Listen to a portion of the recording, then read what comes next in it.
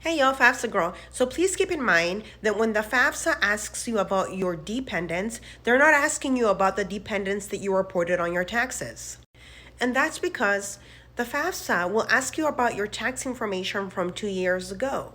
For example, for the 2022-2023 FAFSA, they will ask you to provide your tax information from 2020. And the FAFSA will ask you about dependents for whom you're either currently providing more than half of their financial support and you will continue to provide more than half of their financial support during the academic school year for which you are applying for. So FAFSA will ask the same question related to dependents for students and for parents. And the question is broken up in two parts.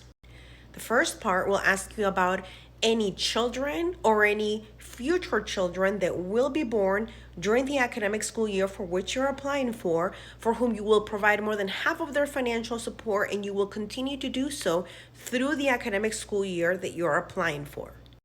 And the second part of the question will ask you about any other legal dependents. However, they have to live with you for whom you will continue to provide more than half of their financial support between now and the end of the academic school year for which you are applying for.